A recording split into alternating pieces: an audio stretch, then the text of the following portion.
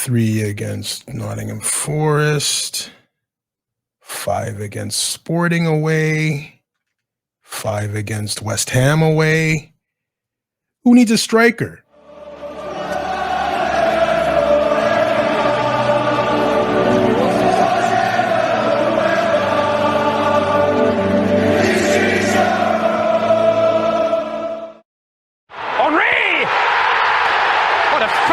Solo goal by Thierry Henry. Welcome to episode 42 of the Clock Enders podcast. I'm your host, Reginald Dino, just coming off of 5-2 bashing, I would like to say, politely bashing of West Ham. 4-0, 3-0, I believe, in the first 30 minutes. Went on to 4 before West Ham scored. Or Wan-Bissaka scored a goal I think that David Raya should have had, and then an absolute banger from Emerson. What a free kick. That unsavable. Like, there's many things today, actually, believe it or not, there's many things today that I agreed with Gary Neville when he was doing the commentary, but goalies, you don't save those. If you haven't seen it, go back and check out the highlights or the replay of that. It's you know, you could have 2 goalies in the net. You ain't saving that. Ain't saving that. But all in all, the performance in the first half was, well, before they scored their 2 goals, was incredible. And we'll get into it when we get into the game highlights and the game recap and all of that, because we're going to start off with the Sporting game midweek Champions League. But I just want to say the second goal we scored today, football. That's a football goal. That's a goal that you're when you're playing video games, you score goals like that. And again, I agree 100%. And this is the no shit Sherlock statement of today, of the day that you're going to hear. But we missed Odegaard because there's nobody on that field that would have played that ball over the top of those 2 players right to Saka. Nobody on the team right now that would have done that. Maybe Jorginho, maybe, but you know that's coming from Odegaard, and we missed that guy. We missed him immensely. You can see now that he's back. You can see how the offense is flowing, and it's just the way that we play it's back to incredible now. So big game midweek, big game next Saturday as well. So we'll get into all of that when we get down to it. But I want to start in Portugal, in a stadium where nobody comes and wins. We're undefeated in 42 games here. No one's going to come here and win. And then you get 5. You get 5, and it wasn't close. So I know that's the team that beat Man City, but it seems like everyone's beating Man City now. If Tottenham's beating Man City, like what are we talking about here? But maybe a great team in the Portuguese Premier League, whatever it's called, maybe a great team in there. I know people are going to look back and say, "Oh yeah, but they knocked you out of Europa League last year." Yeah, they did in PKs, which it never should have gotten to. We missed a lot of chances in the away leg and the home leg, and it never should have got to that. But they knocked us out, no problem. But this Arsenal animal is totally different now. Totally different now. Man's like Odegaard, man like Timber, an on point Havertz, hungry man like Saka. This is a different team now, and you're not going to get away with that nonsense playing like that against us, because you'll get destroyed, in which they did. I mentioned it on my Threads account or Instagram account. No need to do a player rating. Everybody got at least an 8 that night. I believe I gave man of the match to Saka. Incredible again, another goal again. And it's funny, the same 4 of the 5 players that scored in that game scored today. And the only guy that didn't score didn't play today. So, I mean, I know I joke in the beginning of the show and I said, what striker? Who needs a striker? No, I know we need a striker. And watching Gyökeres from the Swedish forward from Sporting, and people are saying, well, the performance wasn't that good. The performance wasn't that good. You're going up against Saliba and Gabriel. They make most forwards look ordinary. Second of all, that is the type of striker we need. No disrespect to Kai Havertz. He's doing what he can, but you can just see that Gyökeres is a striker. He's a number 9. He's a big guy. He holds up the ball. He can create his own shots. He can pin you back and roll you. He's quick. He's fast. You can see when he took on Kiwi, were at the end there, and David Reyes saved it onto the crossbar.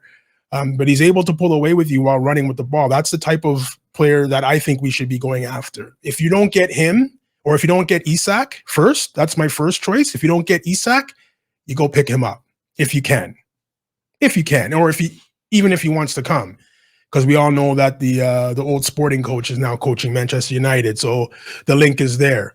But if you have the opportunity to go get Isak, you have to get him. But if you don't get him and this guy's available, I think on this Arsenal team, he'd score a ton of goals. He won't score 40 or 43 or whatever it was that he scored in last year in Portugal, but he'll be up there in the 20s, in the 16s, 17, 18s, even maybe even the mid 20s. That's the type of striker this team needs, with the service that he would get on this team. Sky's the limit. Sky's the limit. I mean, I mentioned Saka was great. Partey was spectacular in Portugal. Spectacular again.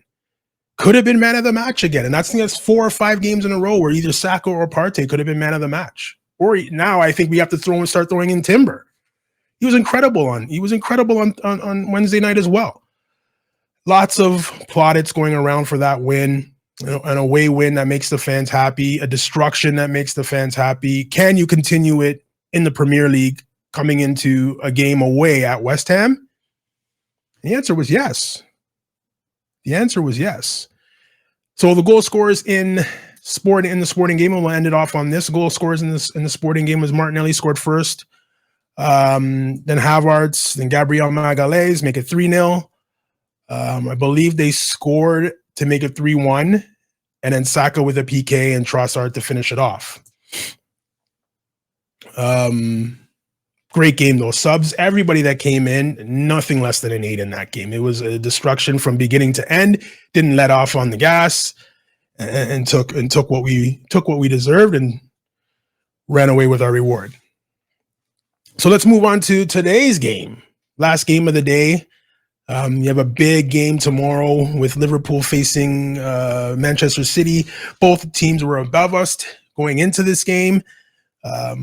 If you're an Arsenal fan, you're hoping for the first time in probably, I don't know how long, you're cheering for Manchester City to win a game. For how long? And at the way that they're playing right now, I mean, I don't believe it'll come true. But stranger things have happened. A draw is okay too, I guess. But if we're being honest, we're actually cheering for Manchester City, which is disgusting in my in my opinion. But we want to start putting some pressure on Liverpool to drop some points. So tomorrow they need to drop points. What a game today, though. Like I mentioned earlier in the opening, at 4-0, it was destruction. I looked at the score, I looked at the clock, and I said, this game was done in the 30th minute. It's finished. And then a little bit, we scored the fourth goal, or maybe, was it the third? We may go 3-1? No, it was 4-0. And then it went 4-1, 4-2. At 4-2, it was just like, well, what are we doing now? Because now their tails are up and we're just hanging back. And now we look like them, just kicking the ball out to nobody. But Twinkle Toes Saka gets in the box, gets fouled by Lucas Paqueta, and slots in a PK, making it 5-2, and at that point, jam done. And like I mentioned earlier, if you haven't seen that second goal that Arsenal scored, Trossard's goal today, take a look. Take a look. As a coach, as a football purist, as a guy who loves football, and you want to see the beautiful side of the game, there's 4 touches in that move that are just like, holy. and it ends up with Trossard slotting it into an open net. Amazing goal. When it went in, that's football. That is football. So, guys, without any further ado, let's get into this. Let's get into the player ratings. I mean, every week when you win by 3, 4, 5 goals. Player ratings are going to be quick. Player ratings are going to be quick. Not a lot of mistakes today. A lot of players played well. There's nothing to dissect. So let's get into this right now. David Rea, what can you say? Again, made the saves he needed to play. Good with his feet. Good with his distribution today. I think he could have. I think he had more a chance to score. A chance to save the first goal from Wan-Bissaka. Getting beat on your near post. I don't like it. But no chance on the second goal. Like I said, you put 2 goalies in that net, and it's probably still going in. So he gets his customary 7. Start on the right-hand side. Calafiori made some errors early in the game today. Some short passing, some getting caught in possessions, kind of grew into the game a little bit more as the game went on. But those 2 early mistakes could have cost Arsenal if West Ham was any good of a team. That could have cost us. So he gets a 6 today, which is probably the lowest rating anyone's going to get. You'll also be surprised at my man of the match. Gabriel, what can you say about this guy? I mean, don't get me wrong. I'm not saying he's Michael Jordan or anything like that. I'm not saying that. I'm not saying he's the equivalent of Michael Jordan in football. I'm not saying that. But it's just more of, you know what you're going to get. You know what's happening on a corner. You know it's coming. And you still can't stop it. You know what Jordan's going to do. And you still can't stop it.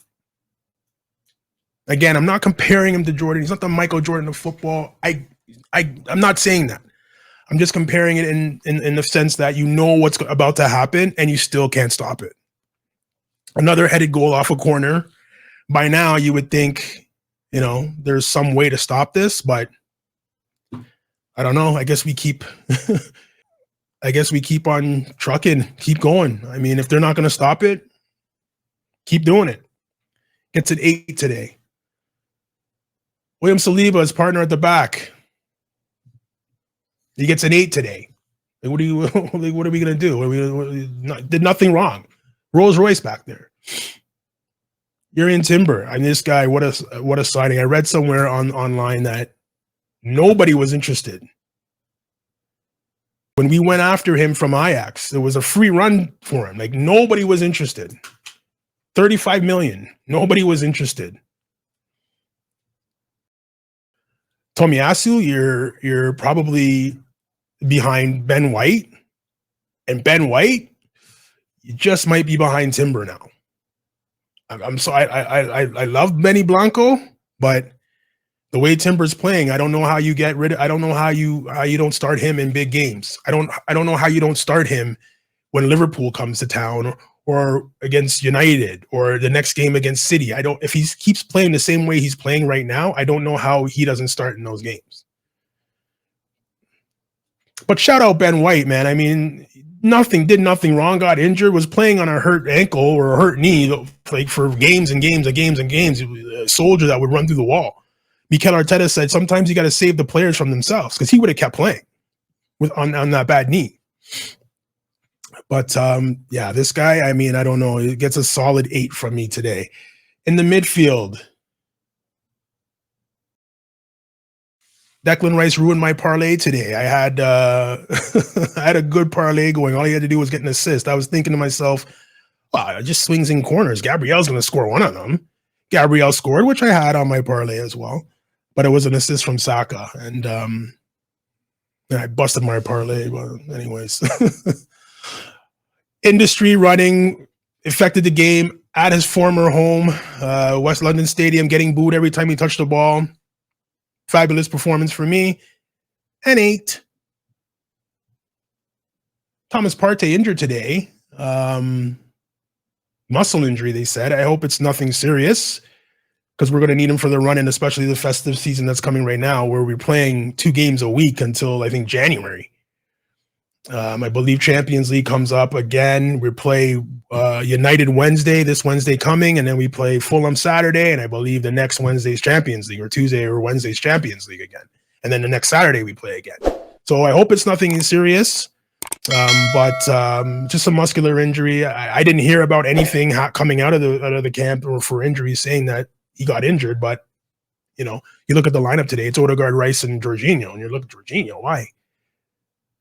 I don't know where Moreno is. I don't know if he needs a break. I don't know where he is and why he didn't start. But it's a good thing because you'd be surprised who my man of the match was. So, our captain, Odegaard, or Tim, what did I say? Rice gets an 8. Our captain, Odegaard, missed him, man. You missed that creativity. You missed that guy that can drive in the box. You missed that guy that can make a defender pause for a split second. I don't think there was anybody on Arsenal that could do that, and that's why when we get pressured in the midfield, we would lose the ball in those games in some of the games that Odegaard didn't play in. But now when he's on the ball, it's a split second. Like, he sees the whole field.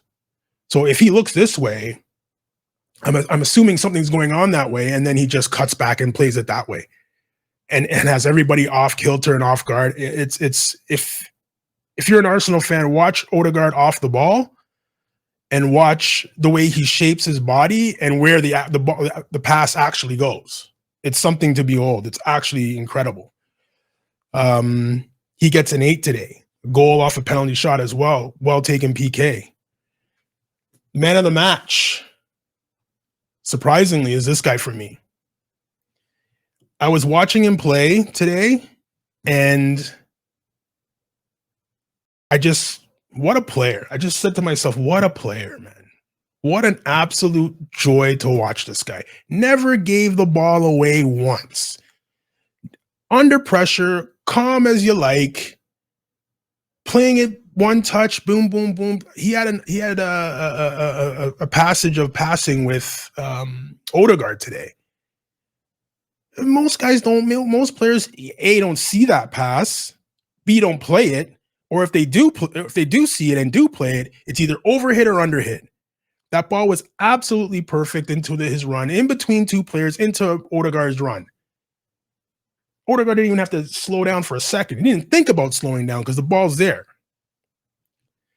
This guy is such a pleasure to watch. If we're thinking about getting rid of him or him moving to Besiktas in January, we gotta cut that now. This guy is going to be an integral part to our season, especially with all the games coming up. To put a Jorginho into your midfield, and you don't skip a beat, and you're actually maybe even a little bit better. No, you can't get rid of this guy. Can't get rid of him.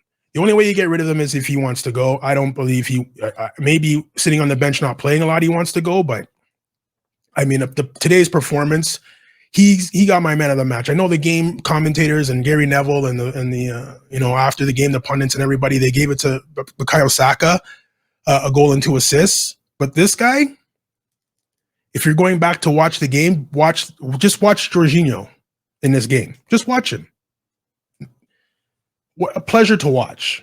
He gets a 9 today. Moving to the front line, finally, this guy. Finally.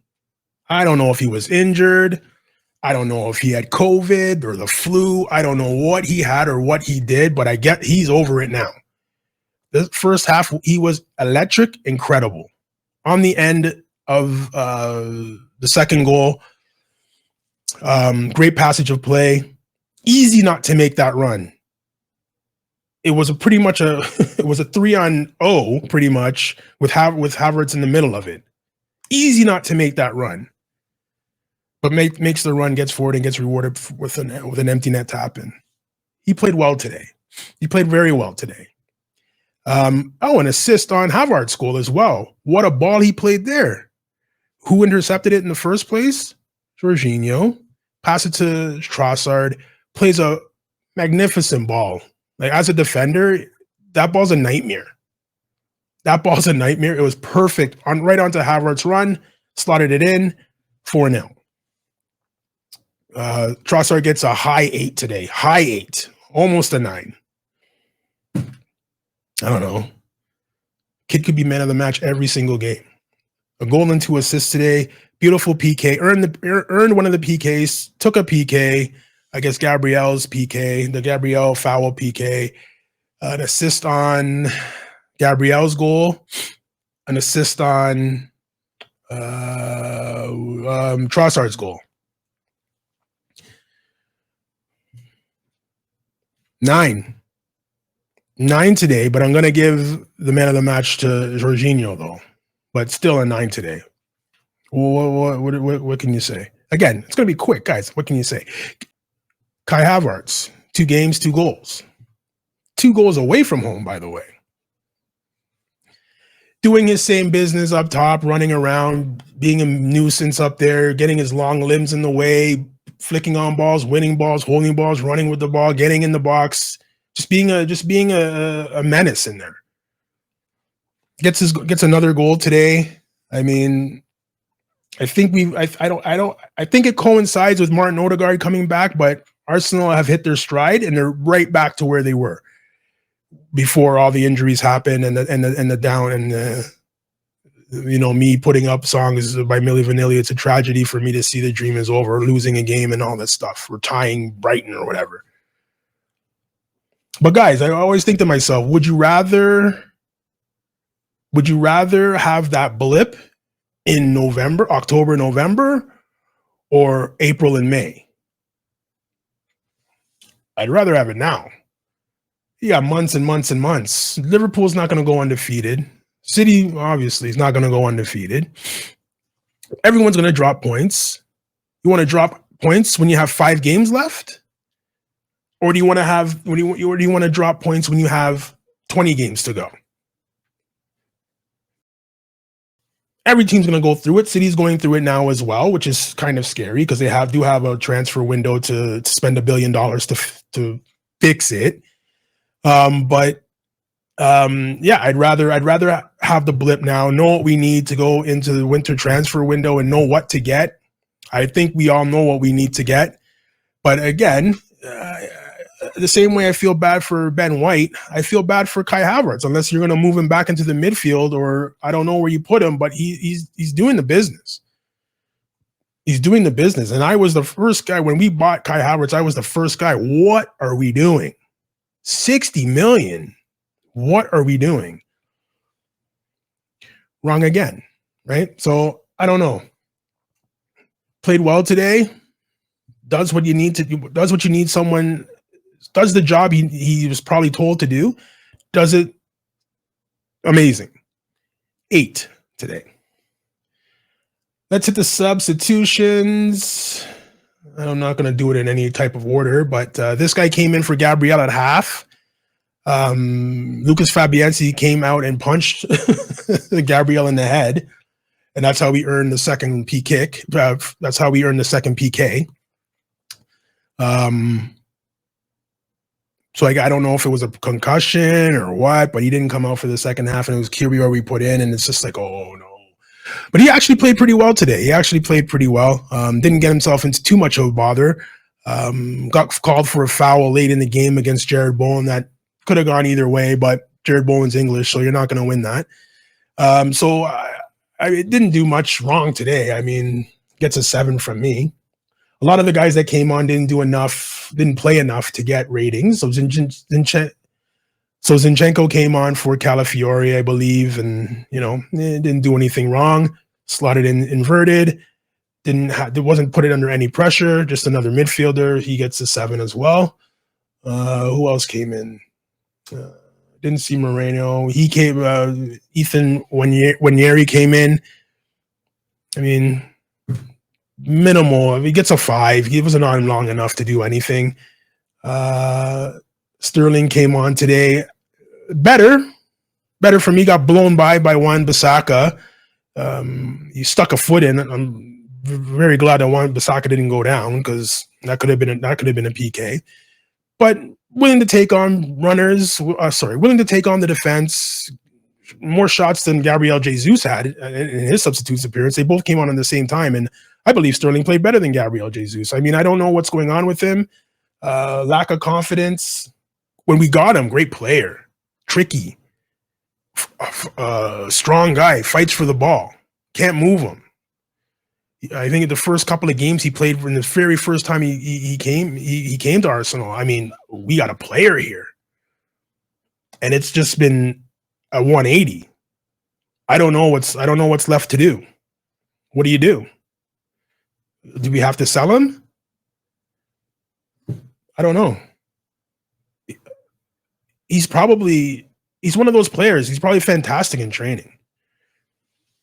Or maybe he needs more of a run out instead of coming on in the last 15. Man, start him. But we did start him, and we still didn't get a tune out of him. So I don't know. I don't know what you do with this guy. He came in, he gets a 6 today. I mean, he didn't really do much. Like Sterling did more than I'm giving them both 6s, but Sterling did more than Gabriel Jesus. That's for damn sure. That's for damn sure. I think that's all that came on today.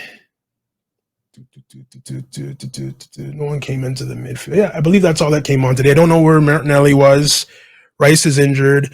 And I know, sorry, not Rice, Partey's injured. I know we have to start getting guys rest. And, you know, I believe that Gabriel Magalhaes is more of a rest. I still believe Thomas Partey is more of a rest. I think Martinelli's more of a rest. You're going to see all these guys Wednesday night against United. I believe that game's at the Emirates. It should be the last. Should be at the Emirates. I heard on the commentary that Arsenal don't leave London for December. The whole month of December, they don't leave London. So I'm assuming, well, it has to be at the Emirates because Manchester's not in London. So we'll talk about that game.